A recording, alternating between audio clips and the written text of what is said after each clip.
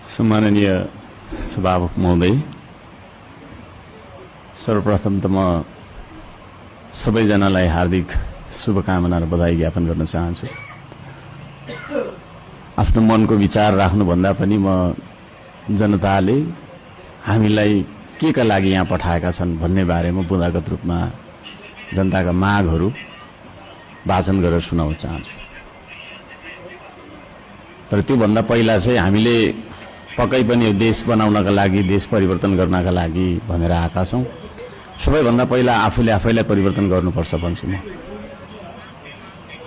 अघिल्लो शपथ ग्रहणको दिन पनि हामी 12 मिनेट 46 सेकेन्ड ढिलो थियौँ भने आज 16 मिनेट 55 सेकेन्ड हामी ढिलो भएका छौँ। जनताले हामीलाई यसरी ढिलो गर भनेर यहाँ पठाएको हो जस्तो मलाई लाग्दैन। त्यसो भएको कारणले प्रत्येक मिनेटको महत्त्व यो सदनले बुझोस्, सरकारले बुझोस्, हामी सबैले बुझौँ। नेपाली हो, नेपाली समय हो। 2 बजीको बैठक 3 बजी जाँदा पनि हुन्छ, 4 बजी जाँदा पनि हुन्छ, जे गर्दा पनि नेपाल हो, नेपाली हो भन्ने खालको जुन भाष्य हामीले मनमा लिएर बसेका छौँ, यही सबैभन्दा मुख्य कारण हो हामीले उन्नति गर्न नसक्नुको। त्यसो भएको कारणले गर्दाखेरि सभामुख महोदय मार्फत म सम्पूर्ण सदन, सरकार सबैलाई ध्यान आकर्षण गराउन चाहन्छु। आउँदा दिनमा हामी बैठक सुरु हुनुभन्दा थोरैमा पनि 5 मिनट अगाडि उपस्थित हुनुपर्छ। म यो माग राख्न चाहन्छु। हामी विभेदको अन्त्य गर्छौँ भनेर यहाँ भनिरहेका छौँ। भर्खरै पनि पूर्ववक्ता माननीयज्यूहरूले थुप्रै कुराहरू राख्नुभयो, आफ्नो मनको कुराहरू। तर यहाँ यही सदनभित्र पनि विभेद भइरहेको छ। सत्ता पक्षले 30 मिनट बोल्दा पनि हुने, 40 मिनट बोल्दा पनि हुने, प्रतिपक्षले अलि सानोले होइन 3 मिनटमा सकिहाल्नुपर्ने, 2 मिनटमा सक्नुपर्ने। हामी पनि जनताले चुनेर पठाएका जनमत प्राप्त जनप्रतिनिधि हौँ। त्यसो भएको कारणले गर्दाखेरि हामीले आफ्ना क्षेत्रका आवश्यकताहरू, आफ्ना तपाईँको चाहिँ के अरे मागहरू राख्नका लागि प्रशस्त समय दिनुपर्दछ। त्यो खालको सदन हामीले बनाएर हामीले त्यो खालको सदन अभ्यास गर्नुपर्दछ भन्ने माग राख्न चाहन्छु। म आफ्नो मनको कथा म यहाँ गाउन चाहन्न। अब मेरो आफ्नो मन्तव्य राख्नुभन्दा पनि सरकारले कसो गर्नुपर्ने हो त? हिजो इतिहासमा हामीले के गर्यौं, कसले के गर्यो, कुन नेताले के गर्यो, कतिको तपाईँको हामीले सङ्घर्ष गर्यौं, के गर्यौं भनेर न आवश्यक छ जस्तो मलाई लाग्दैन। हामी के गरिरहेका छौँ आज र भोलि के गर्ने हो भन्नेतर्फ सरकारले आफ्नो नीति तथा कार्यक्रम बनाउँदाखेरि यस्ता कुराहरूलाई पनि समावेश गरोस् भनेर चाहिँ म यहाँ जनताको मागहरू, राष्ट्रिय स्वाधीनताको, हाम्रो सम्प्रभुताको, जनताले चाहेका कुराहरू के कस्ता छन् त भन्ने कुरा म बुँदागत रूपमा वाचन गर्न चाहन्छु। पृथ्वी रहन्जेलसम्म यो देश रहिरहनुपर्छ। हाम्रो देशको चन्द्र सूर्य अङ्कित झण्डा रहिरहनुपर्छ। त्यो मान्यता हामी राख्दछौँ। श्रम संस्कृति पार्टीले त्यो मान्यता राख्दछ। त्यसो भएको कारणले गर्दाखेरि देशको स्वाधीनता, भू राजनैतिक सन्तुलन र असंलग्न परराष्ट्र नीतिलाई बचाइराख्न सैन्य रणनीति उद्देश्यका साथ सुरु गरिएको असमान राष्ट्रघाती व्यापारिक सन्धि सम्झौता एमसीसीलाई खारेज गर्नुपर्दछ भनेर म माग गर्न चाहन्छु।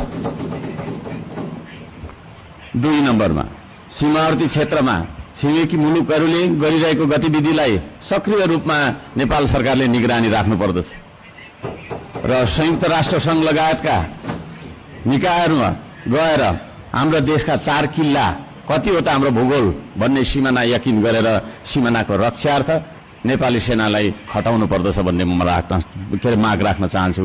नेपाली जनताले यो माग राखेको कुरा म जानकारी गराउन चाहन्छु।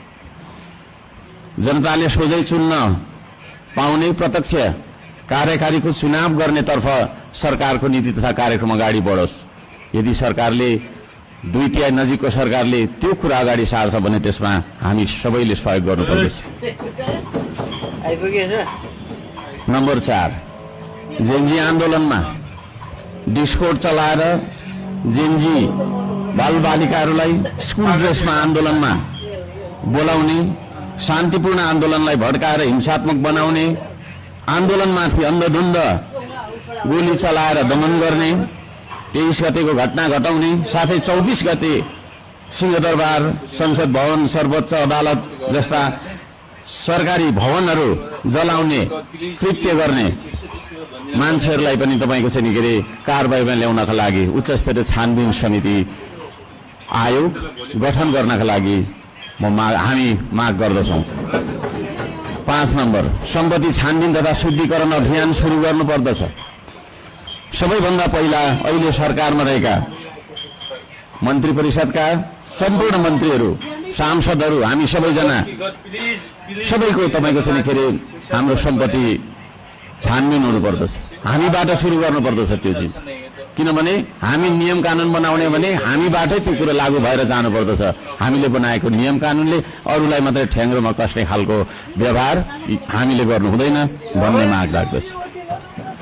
शिक्षालाई जीवनोपयोगी बनाउनु पर्दछ। उत्पादन, निर्माण र आविष्कारसँग जोड्नु पर्दछ शिक्षालाई। शिक्षा भन्ने बित्तिकै कथा पढ्ने विषयवस्तु होइन, त्यो भन्ने बित्तिकै उत्पादन, निर्माण र आविष्कारसँग जोडिनु पर्दछ भन्ने हाम्रो माग हो। त्यसतर्फ सरकारले ध्यान दियोस्। हप्तामा 3 दिन मात्रै थ्योरी पढ्दाखेरि हुन्छ, 4 दिन विद्यार्थीले उत्पादन, निर्माण र आविष्कारसँग जोडेर क्रियाकलापहरू गर्न सक्नुपर्दछ। त्यो खालको जीवनोपयोगी शिक्षा लागू गरिनुपर्दछ भन्ने हामी माग राख्दछौँ। 7 नम्बरमा, खेतीबारीको समस्या हल नगरी देशको आर्थिक समस्या हामीले सुल्झाउन सक्दैनौँ, आर्थिक उन्नति हुन सक्दैन। त्यसो भएको कारणले कृषिमा देखिएका समस्याहरू पहिचान गर्ने र समस्या हल गर्ने सबै खालका तपाईँको प्राविधिक उपायहरू अपनाउने काम गरिनुपर्दछ भन्ने ध्यान आकर्षण गराउन चाहन्छु। नम्बर 8मा, कम्तीमा एक पालिकामा एउटा उद्योग हुनुपर्दछ, एक परिवारमा एकजना रोजगार हुनुपर्दछ। त्यो खालको नीति हामीले अपनाउनु पर्दछ। बन्द गरिएका उद्योगहरूलाई पुनः सञ्चालन गर्ने साथै नयाँ उद्योगहरूको स्थापना गर्ने नीति तथा कार्यक्रम सरकारले ल्याउनु पर्दछ भन्ने ध्यान आकर्षण गर्न चाहन्छु। 9 नम्बरमा, जनताको सेवा सुविधा, विकास र समृद्धिमा सार्वजनिक हितका लागि प्राकृतिक स्रोत साधन ढुङ्गा, गिटी, माटो, खोला, नाला, खानी, खनिज, वन जङ्गल जस्ता स्रोत साधनका सदुपयोग गर्न पाउने गरी सहज किसिमको चाहिँ नियम कानुन बनाउनु पर्दछ। कहीँ कतै हामी हुन्छ म सक्छु अब र यी सम्पूर्ण स्रोत साधनलाई परिचालन गरेर चाहिँ हाम्रो देशलाई समृद्ध बनाउनतर्फ हामीले ध्यान दिनुपर्दछ भनेर भन्न चाहन्छु। म यहाँ शुभकामना मात्रै दिनुभन्दा सरकारको नीति तथा कार्यक्रमको कुन दिशामा जानुपर्दछ भन्ने एउटा सल्लाह सुझाव र प्रस्ताव प्रस्तुत गर्न चाहन्छु। प्राकृतिक संरक्षण गर्नुपर्दछ, संस्कृतिको प्रवर्धन गर्ने र प्रवृत्तिको विकास गर्ने नीति सरकारले लियोस्। सुशासनका निम्ति भ्रष्टाचार तपाईँको चाहिँ अन्त्य गर्ने, निष्पक्ष, मितव्ययी, पारदर्शी, जवाफदेही, दूरदर्शी, परिपक्व र दीर्घकालीन कामहरू गर्नेतर्फ सरकार अगाडि बढ्नुपर्दछ। देशभरि शान्ति सुव्यवस्था कायम गर्नका लागि आवश्यक उपायहरू अपनाउन जरुरी छ। खाने पानी, स्वास्थ्य, शिक्षा, सडक, बिजुली बत्ती जस्ता आधारभूत आवश्यकताहरू परिपूर्ति गर्नतर्फ हाम्रो ध्यान जानुपर्दछ। राम्रोसँग अध्ययन नगरी हतार सरकारले ल्याएका कार्यक्रमहरू लागू गर्नु हुँदैन। कुनै निर्णय गर्नु अघि तपाईँको प्रतिपक्षी दलहरूसँग सल्लाह गरेर सबै पक्षको उचित सल्लाह लिएर चाहिँ सरकार अघि बढे। निर्णय गर्दै पछि हट्नुपर्ने नियतिबाट होइन सरकार बच्न सक्दछ।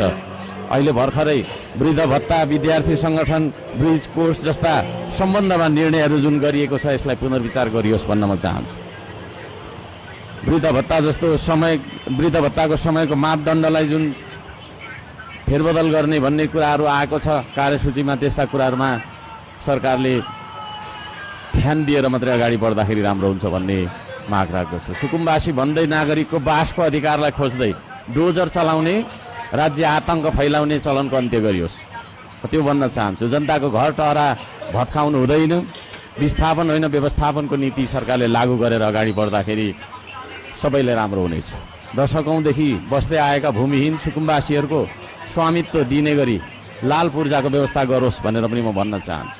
किसान मजदुर सुकुम्बासीका समस्या पहिचान गरी समाधानको पहल गर्ने धनीको मात्रै होइन गरिबको पनि हो यो देश भन्ने खालको आभास हामीलाई हुनुपर्दछ र जनतालाई पनि त्यो आभास भएको हुनुपर्दछ। त्यसतर्फ सरकारले काम गरोस् भन्ने म अनुरोध गर्न चाहन्छु। उपत्यका बाहिर पनि नेपाल छ भन्ने कुरा हामीले व्यवहारबाट जनाउनुपर्छ। यो काठमाडौँ उपत्यका मात्रै नेपाल हो भन्ने किसिमले सबै विकास चाहिँ यहाँभित्र मात्रै थोपार्ने किसिमको चाहिँ विकास हुनु हुँदैन भनेर म ध्यान आकर्षण गर्न चाहन्छु। सबै खाले विभेदको अन्त्य गरिनुपर्दछ। भूपू गोर्खा सैनिकहरूको समान पेन्सनका लागि नेपाल सरकारले आवश्यक सबै खालका पहलहरू गरोस्।